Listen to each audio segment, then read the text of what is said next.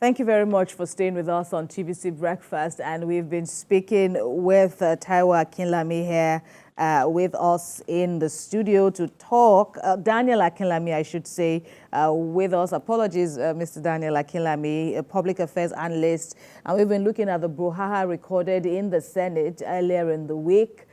Between the Senate President Godswill Akpabio and Senator Ali Ndume, who is the chief whip. Both men from the governing party, that's the the All Progressives Congress, and of course we've been trying to look at all the issues involved, how both men or how the Senate can generally move forward amidst this rancors. Of course, you've established that it's normal for people to have differences in opinions, but where the Senate is concerned, looking at the rules that govern the Senate is also important to know that these rules are also adhered to in the collective interest of not just the senators, but everyone. Ibrahim. Absolutely. Before now, just like you also alluded to, tension had been building up, before the resumption, their long break, in September. And Senator Elisha Abo, who was, removed by the court, on Monday, appeal court on Monday, issued a statement on behalf of the powerful northern senators, that Senator Akpabio was behind his removal by the court, right, even though he was forced to, eat up his words and saying that he was not responsible.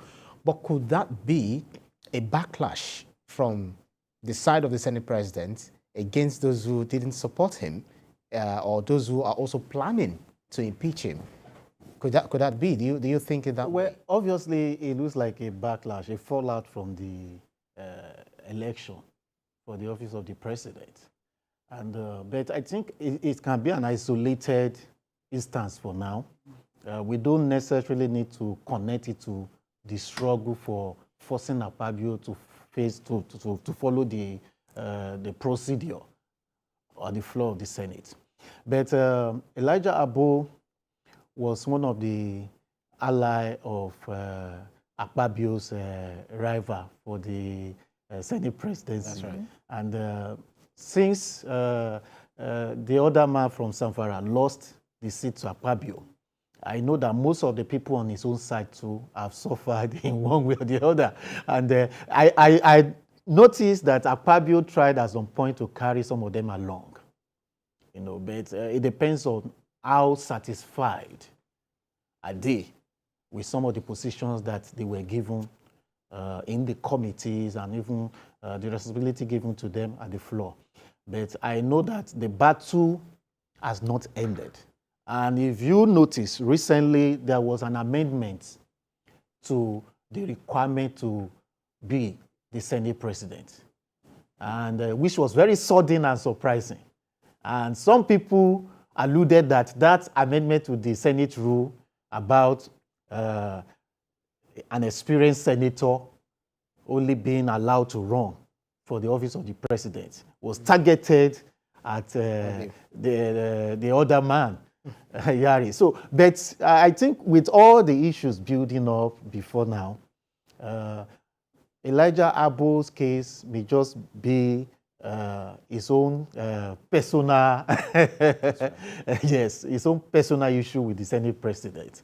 And yes, he made a press conference trying to rally his own caucus in the north about the whole issue, but it looks like it's his own personal issue, and which he eventually even apologized for. So, but the core issue now is the fact that when these grievances are going untreated, unaddressed, you see some power brokers in the National Assembly moving against the leadership. It could either be in the Senate or in the House of Rep. Right. But you don't see it coming. That's the issue. You don't see it coming. People will be having natural meetings. People will be pursuing the agenda quietly.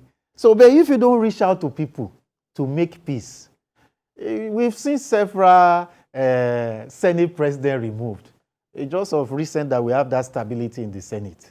But I think sometimes, we know the National Assembly is a drama. Exactly. dramatic. Just The way remember, it's arranged like an remember the theater. days Very of simple. Shuka or Kadigo, Exactly. Evans, Ewarem, and many of them like that. So you're expected to see drama. Sometimes Exactly. it's boring when you watch it live and you didn't see Exactly. drama. So- You know, so don't you feel maybe it's just one of the, because according to the Senate President, he said we agree to disagree, and so Disagree, Senate and is we all not have boiling. interests. Exactly. So could it just be one of the characters of what what we know the National Assembly to be? Well, the way the Senate President handles this will determine if it's just one of those issues that will generally comes up. So, but if he does not address some of this aggravation, noting that some of his key men are actually among the people confronting him now. So the drama that happened on Tuesday was unnecessary.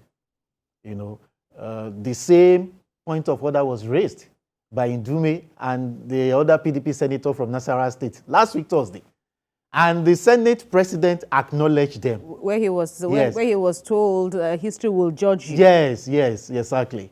But it seems like he could not have any more of it, and he's tired of their own tantrum and all those things, and he couldn't stand them, raising that point of order over and over at every session of the Senate. So maybe perhaps that's the reason why he shut them down 2 days ago. But I believe he needs to reach out to them, because on their own rights, they have valid reasons to correct him, to follow the procedure and the standard rules of the Senate. Those rules were not created for fun. They were created to guide the business of legislation, so that the legislation that is being made will have integrity, and the works are done meticulously, and majority will agree that we've all contributed to making this law. Do you expect some form of intervention, from the president? Of course, Godswill Akpabio made the news. When journalists thronged him, he's coming to the presidential villa to see the president. Naturally got tongues wagging, and he was questioned on the purpose of his visit, where he said there's an upcoming the first retreat for this particular assembly, and then he was also traveling for an African pally of parliamentarians. But in all of this, because after all, you could say these are the president's, lieutenants, so to speak, because they are from his party. Do you expect some form of intervention from the president, especially when you look at whether it could make or mar his presidency somewhat? Well, objectively, I don't think the situation has reached that point. And also, it's not every business of the National Assembly the executive can wade in. So these are just the business of legislation. If you are made a Senate president and different forces and caucuses back you up, you also have the responsibility to respect whatever agreement or promises you've made to those individuals that supported you to make you the Senate president. And also, the business of legislation is the business of majority have the votes. So there's no way you can preside over the Senate without carrying the key principalities in the Senate along. Principal Yes, officers. yes, principal officers and principalities. That's another yes. way of putting yes. it. Ali Ndume actually is one of those principalities today. As a chief whip. Yes, even as a chief whip. So his responsibility in the party as a chief whip. Right. He disseminates information, rally the party members in the Senate, and also coordinate the APC senators in the Senate. So with so much power. So it's not even somebody that was the chairman of your campaign that you should be fighting with openly. So I think Akpabio should do the needful, reach out to these guys. Like they said, there is no one that is above correction. And the issues are procedural errors. It should resort to the procedure of the Senate. If you are approving a motion, let it be tabled for reading first. Let all the senators that are interested contribute. Let them make their research. Let them look at the pros and the cons of the bills. And yes, I know that I personally do not support the fact that the National Assembly sometimes sit on some certain bills for months or even years. and they dilly-dally and drag some bills. But the same manner, I do not agree to we cooking and roasting beans and passing it to law within 2 hours. So went back to yes, that there are standard That's right. period Right. for doing a thorough job on any legislation. So how would you, sorry to butt in, how would you appraise the National Assembly so far, since this administration?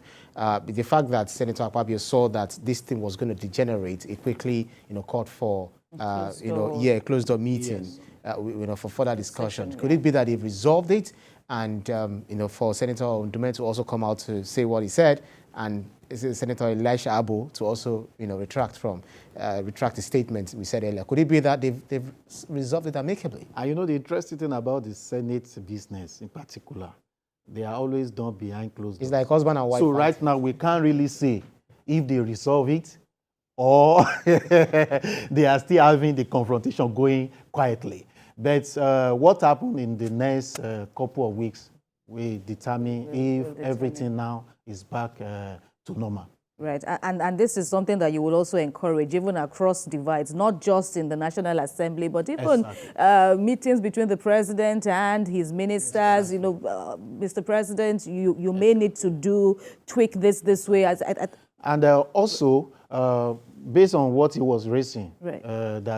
How do we rate the performance of this of the ministers, Senate, or even the National Assembly? And the lawmakers. I think there's nothing really extraordinary so far.